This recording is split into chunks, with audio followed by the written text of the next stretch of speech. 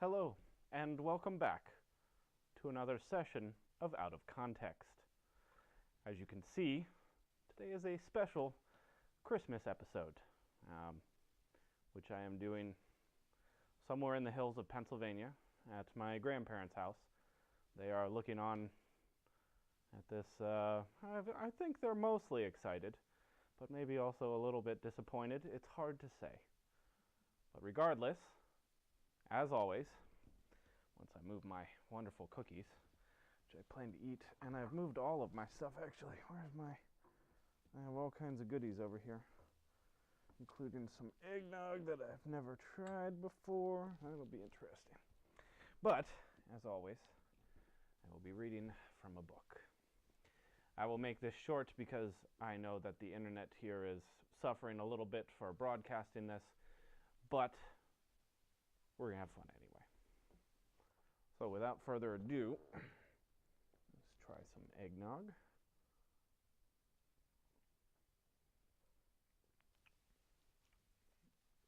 That has a lot of rum in it. That's good. That is wonderful. A little cookie. Or cracker, we're actually not sure. I say that they're cookies. But my Oma, my grandmother, she does point out correctly that it is on a club cracker. But it's sweet. Regardless. I've been instructed to tell you that this has been made by my grandfather, my Opa. Oma and Opa. It's German. It's probably a couple other languages too, but whatever.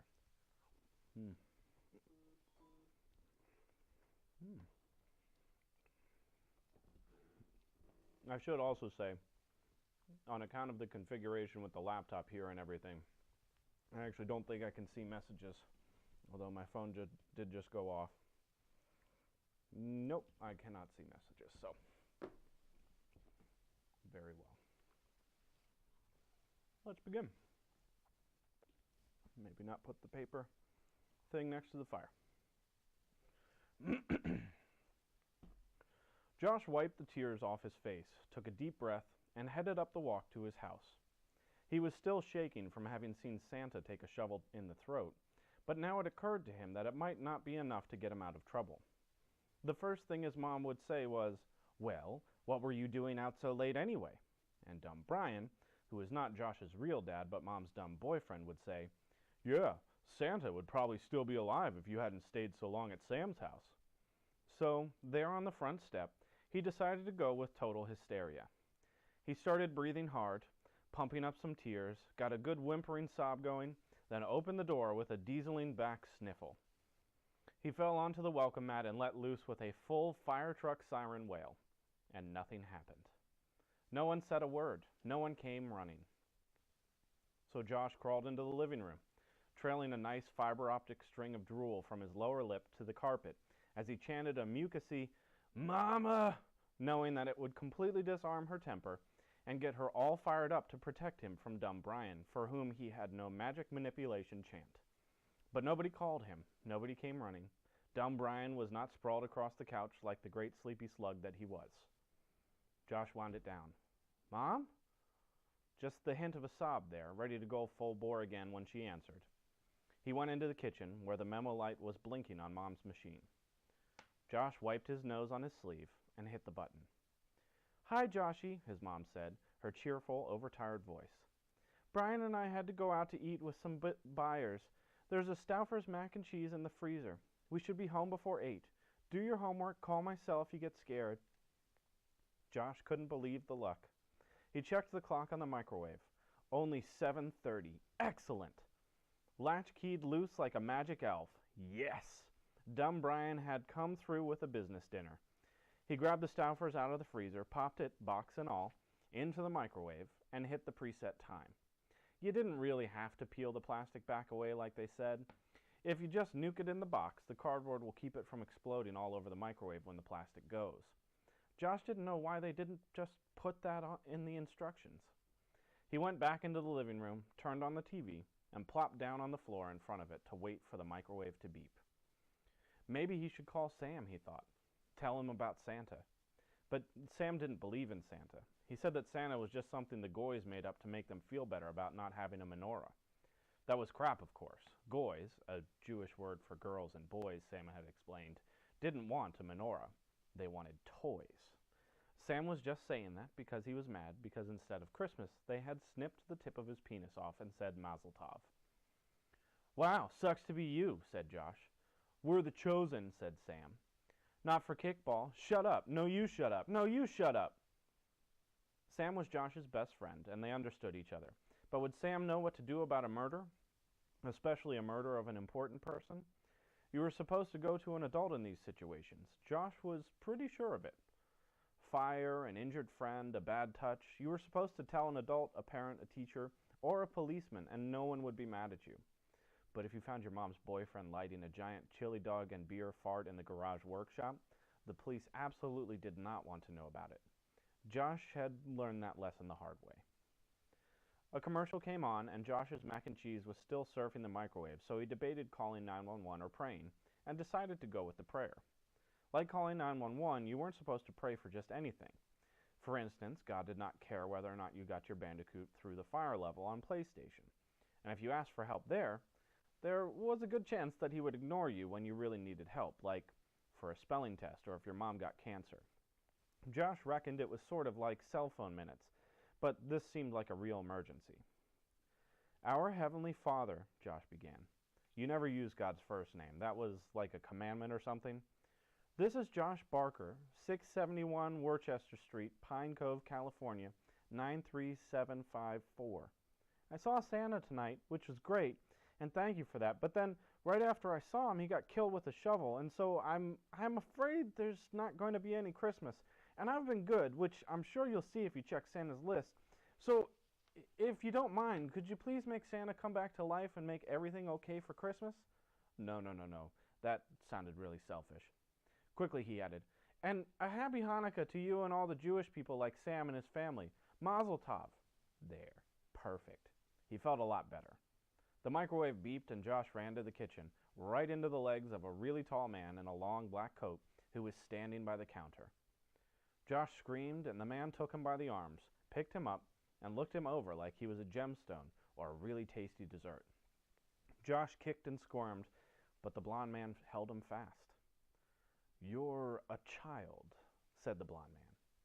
Josh stopped kicking for a second and looked into the impossibly blue eyes of the stranger, who was now studying him in much the same way a bear might examine a portable television, while wondering how to get all those tasty little people out of it. Well, duh, said Josh. The Christmas tree took a wide left onto Cypress Street. Finding that somewhat suspicious, Constable Theophilus Crow pulled in behind it as he dug the little blue light out of the glove compartment of his Volvo and stuck it on the roof.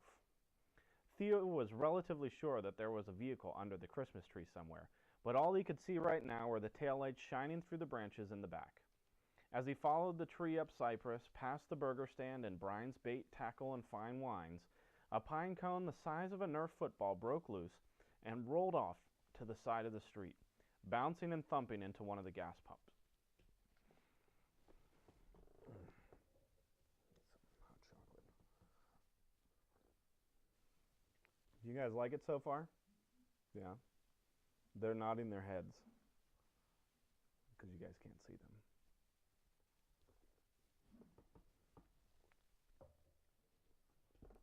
Take some rum, eggnog. That's good stuff, Opa.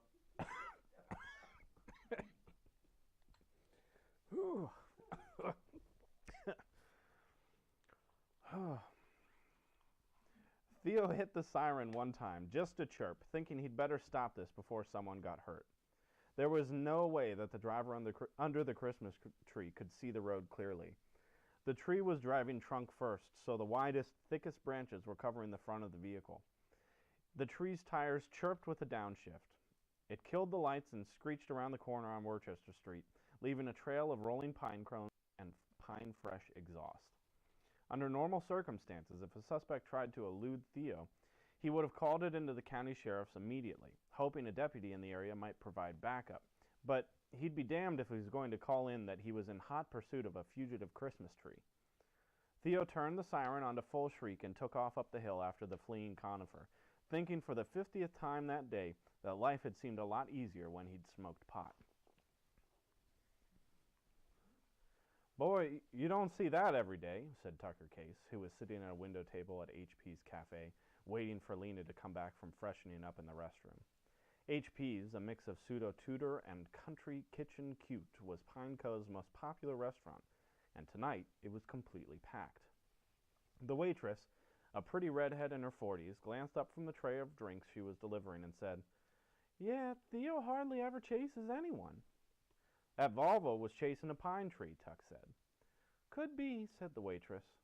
"Theo used to do a lot of drugs." "No, really," Tuck tried to explain, but she had headed back to the kitchen. Lena was returning to the table. She was still in the black tank top under an open flannel shirt, but she had washed the streaks of mud from her face, and her dark hair was brushed out around her shoulders. To Tuck, she looked like the sexy but tough Indian guide chick in the movies, who always leads the group of nerdy businessmen into the wilderness where they are assaulted by vicious rednecks, bears, gone mutant from exposure to phosphate laundry detergent, or ancient Indian spirits with a grudge. "You look great," Tuck said. "Are you Native American?" "What was the siren about?" Lena asked. This is starting to be too many voices. I underestimated this. Lena asked, sliding into the seat across from him. "Nothing. A traffic thing."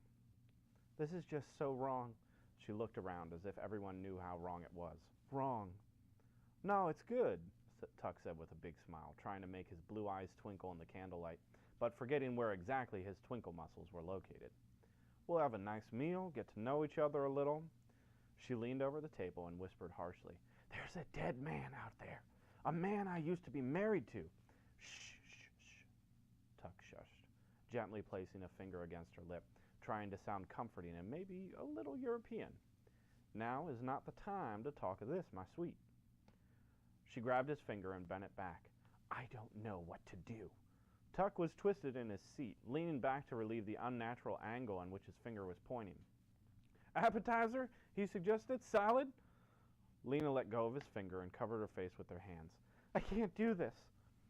"What? It's just dinner," said Tuck. "No pressure." He had never really dated much, gone on dates, that is. He'd met and seduced a lot of women, but it was never over a series of evenings with dinner and conversation. Usually just some drinks and vulgarity at an airport hotel lounge had done the trick. He felt it was time he behaved like a grown-up, get to know a woman before he slept with her. His therapist had suggested it right before she'd stopped treating him, right after he'd hit on her. It wasn't going to be easy. In his experience, things went a lot better with women before they got to know him, when they could still project hope and potential on him. "We just buried my ex-husband," Lena said. Sure, but then we delivered Christmas trees to the poor. A little perspective, huh? A lot of people have buried their spouses. Not personally, with the shovel they killed them with." You may want to keep it down a little." Tuck checked the diners at the nearby table to see if they were listening, but all they seemed to be discussing was the pine tree that had driven by. "Let's talk about something else. Interests, hobbies, movies?" Lena tossed her head as if she didn't hear him right, then stared as if to say, "Are you nuts?" "Well, for instance," he pressed on, "I rented the strangest movie last night. Did you know that Babes in Toyland was a Christmas movie?" "Of course. What did you think it was?" "Well, I thought... Well, now it's your turn. What's your favorite movie?" Lena leaned close to Tuck and searched his eyes to see if he might be joking. Tuck batted his eyelashes, trying to look innocent. "Who are you?" Lena finally asked. "I told you." "But what's with you? You shouldn't be so calm while I'm a nervous wreck. Have you done this kind of thing before?" "Well, sure. Are you kidding? I'm a pilot. I've eaten in restaurants all over the world." "Not dinner, you idiot. I know you've had dinner before. What, are you retarded?" "Okay, now everybody is looking. You can't just say that in public. People take offense because, many of them are. You're supposed to say developmentally disabled." Lena stood up and threw her napkin on the table. "Tucker, thank you for helping me, but I can't do this. I'm going to go talk to the police." She turned and stormed through the restaurant toward the door. "We'll be back," Tuck called to the waitress. He nodded to the nearby tables. Sorry, she's a little high-strung. She didn't mean to say retarded. Then he went after Lena, snatching his leather jacket off the back of his chair as he went. He caught up with her as she was rounding the corner of the building into the parking lot. He caught her by the shoulder and spun her around, making sure that she saw that he was smiling when she completed the turn. Blinking Christmas lights played red and green highlights across her dark hair, making the scowl she was aiming at him seem festive. "Leave me alone, Tucker. I'm going to the police. I'll just explain that it was just an accident." "No, I won't let you. You can't." "Why can't I?" "Because I'm your alibi." "If I turn myself in, I won't need an alibi." "I know." Well, I want to spend Christmas with you." Lena softened, her eyes going wide, the swell of a tear watering up in one eye. "Really?" "Really." Tuck was more than a little uncomfortable with his own honesty. He was standing like someone had just poured hot coffee in his lap, and he was trying to keep the front of his pants from touching him. Lena held out her arms, and Tuck walked into them, guiding her hands inside his jacket and around his ribs. He rested his cheek against her hair and took a deep breath, enjoying the smell of her shampoo and the residual pine scent picked up from the handling of the Christmas trees. She didn't smell like a murderer. She smelled like a woman. "Okay," she whispered. I don't know who you are, Tucker Case, but I think I'd like to spend Christmas with you too." Awfully fast. Also, they murdered somebody. She buried her face in his chest and held him until there was a thump against his back, followed by a loud scratching noise on his jacket. She pushed him back just as the fruit bat peeked over his little doggy face over the pilot's shoulders and barked. Lena leapt back and screamed like a bunny in a blender. "What in the hell is that?" she asked, backing across the parking lot. "Roberto," Tuck said. "I mentioned him before." "This is too weird, too weird," Lena began to chant and pace in a circle, glancing up at Tuck and his bat every couple of seconds. She paused. "He's wearing sunglasses." "Yeah, and don't think it's easy finding Ray-Bans in a fruit bat medium."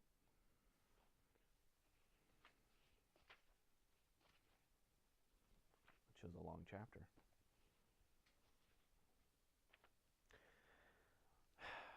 Meanwhile, up at the Santa Rosa Chapel, Constable Theophilus Crow had finally caught up to the fugitive Christmas tree. He trained the headlights of the Volvo on the suspect Evergreen and stood behind the car door for cover. If he'd had a public address system, he would have used commands, but since the country had never given him one, he shouted, "Get out of the vehicle, hands first, and turn to face me." If he'd had a weapon, he would have drawn it, but he'd left his Glock on the top shelf of his closet next to Molly's old nicked-up broadsword. He realized that the car door was actually only providing cover to the lower third of his body, and he reached down and rolled up the window. Then, feeling awkward, he slammed the door and loped toward the Christmas tree.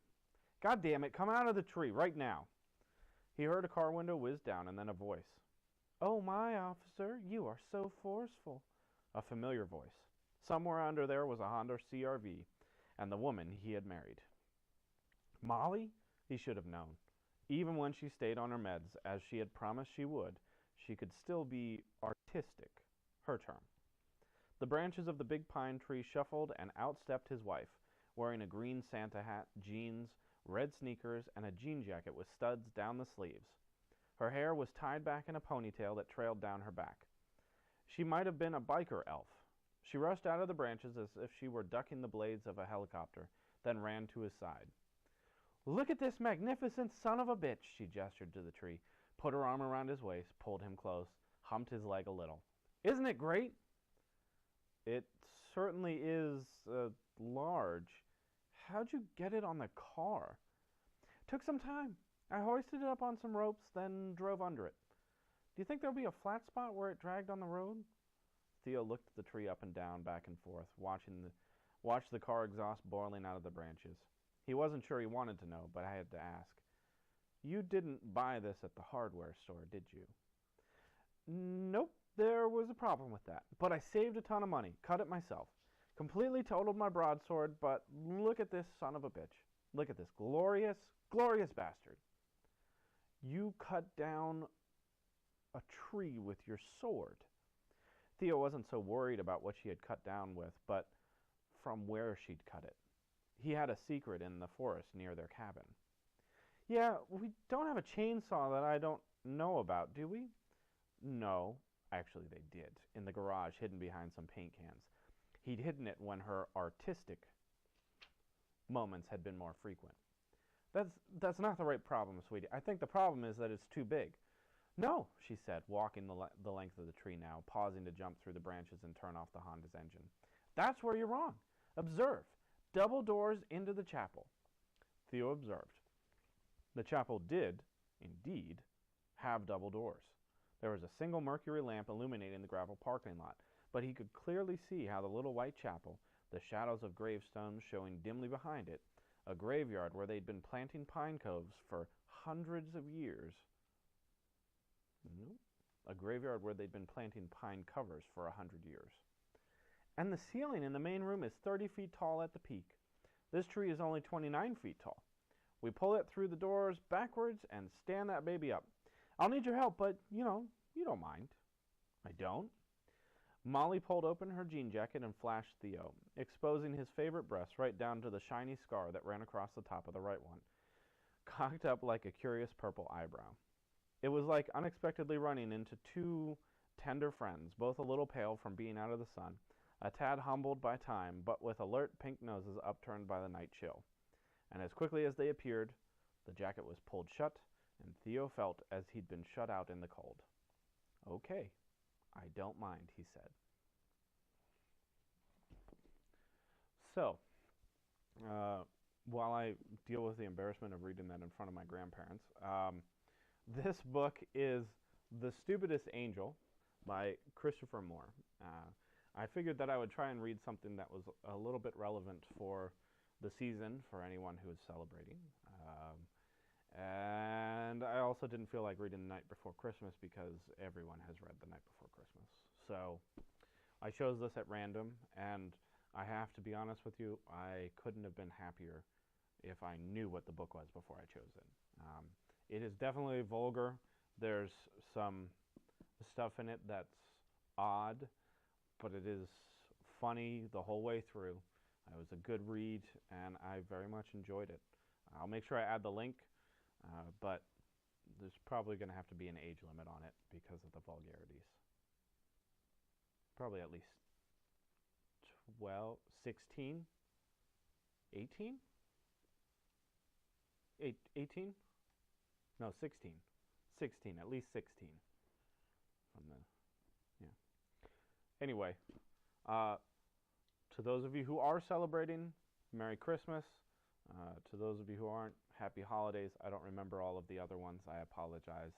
I will be doing another session of Out of Context next week from home, and I will be starting early at 7 p.m., and I'm not telling you why until, well, we get there. So thanks, everyone, and see you next week. Bye.